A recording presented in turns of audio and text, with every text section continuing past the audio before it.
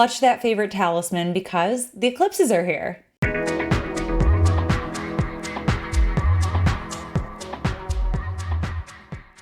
On October 25th, we have a partial solar eclipse happening at 2 degrees Scorpio and 0 minutes. This eclipse path is going to be visible over Russia and over Ukraine. Eclipse paths are important in astrology because a lot of times they will correspond with where that energy is being concentrated on the world stage. We still have a conflict between Russia and Ukraine that has been going on since February. In February, we did have an eclipse activation, and that's sort of what brought it into being. The conflict in Russia and Ukraine is very much connected with these eclipses that are happening along the Taurus Scorpio axis, because it's also been a major catalyst for some of the themes that we get from the Taurus Scorpio axis, which is resources. We saw, basically the burning of wheat fields. We saw, different nations in Europe trying to become autonomous from the gas from Russia. We saw, people stop buying vodka and stuff like that. We saw, fast food companies like McDonald's and Starbucks stop having their, franchises basically in Russia. So we have seen like these big themes of resources. We saw the price of gas skyrocket, gasoline. So there's just been some major shifts in the way that the world networks resources as a result of this conflict. We may see some critical developments that are going on at this time. I know things right now at the time of recording are starting to sort of already heat up as we're nearing the eclipse portal. But here, by October 25th, we are in it. And it's worth mentioning too that this particular eclipse does occur on Putin's recorded ascendant. We don't have solid data for him, but it fits. And I believe it also shows up for Zelensky too. It forms a square with his sun Venus Cazimi. We just had one of those, which is interesting. It also squares the midheaven IC axis of Ukraine's 1918 chart. That's the one I like to use. And it also aligns with the chart I'm using for Russia in 1981. It lines with their Venus exactly. And Venus is at this exact degree, so it's a Venus return for them. I talk a little bit more about this eclipse cycle at large and what it means for these nations in another video that I put out last spring on the eclipses. So go ahead and check that out if you're interested for a deeper dive into eclipses along the Taurus Scorpio axis and what's going on in these nations. This is a pretty big eclipse. So we're watching what's going on there. We're watching what's going on with resources in the world. Because also we're seeing this activation of the Saturn-Uranus square, the final one, as Saturn stationed just 2 days ago in a square to Uranus. By the way, the Taurus Scorpio axis is also dealing with finances. And we've seen huge inflation, like problematic inflation for the cost of food.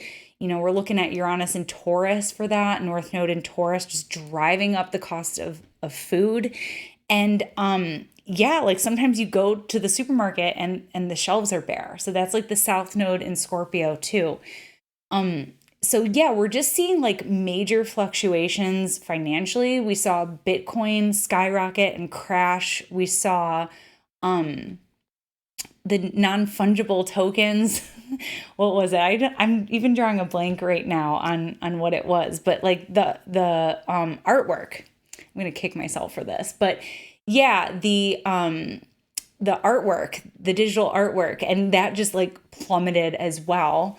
They were just seeing major fluctuations here. And, we're all sort of like on the edge of our seat expecting some sort of crash in the market. Not saying that this will be the one to bring it, but it's one that we want to watch because this eclipse is ruled by Mars, which is preparing to station retrograde. So there's something there's a stalling, there's reversal of some kind that's coming, as well as the Venus is conjunct the sun right now. So Venus is also getting eclipsed. Venus, don't forget, rules finances.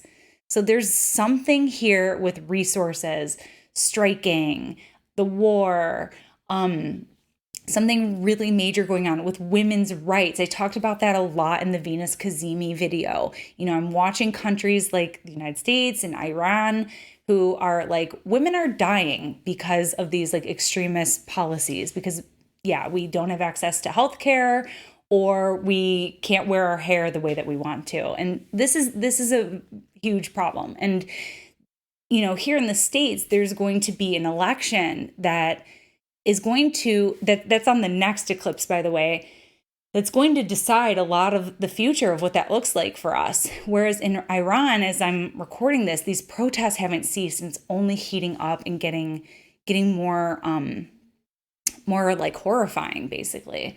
So this eclipse could be really, really revealing in all of these areas. And I think like with Venus being eclipsed, gosh, like it makes me really nervous. And one can only hope, right? Because I guess ultimately my last message for you is, what do eclipses do? Eclipses are catalysts. Eclipses rearrange. We're in this eclipse portal right now for the next 2 weeks. This is the thick of it. This is the most intense time, and there's really intense astrology happening all around it. So this period that we're in is a major shakeup for the terrain in the world, as well as in our personal lives. Things are going to look a lot different for a lot of us after this eclipse portal. During eclipses, like the hands of fate are just a little bit more closer to Earth, like humans on Earth, and things move faster. People are changing jobs, people are moving, people are ending relationships, people are, just changing the way that they do life. And because all the other people are changing around us, that, leaves room for us to get opportunities at work, etc. So there's just a lot of movement, a lot of intensity, a lot of, just like we're not always in control of it with eclipses, which is part of why they're so stressful, part of why they're so challenging. They can do awesome things for us too. They're not always bad. Eclipses are not always problematic. The problem is that a lot of times that rug gets ripped out from under you before you're ready. But sometimes the eclipses will remove an obstacle that you've been wanting to move. Sometimes the eclipses will solve a problem for you, like instantly. Sometimes they'll put opportunities in your lap. So that's where I'm crossing my fingers and hoping that, we get some sort of miracle here, in terms of Venus and women's rights and the financial state and the Earth's resources. So let's see what this eclipse brings. And for more information about how this is showing up in your chart, I'd love to connect with you for a session, or connect with the trusted astrologer. And for now, this is your eclipse astrology shot of the day. We still got one more of these, so we're in the hot seat. But for now, bye. Thanks for tuning in with me today. For more astrology in your world, you can connect with me on all platforms at Astro Catherine. You can also find me at catherineurban.com, where you can book your one-on-one consultation and get insights for your chart for the year ahead.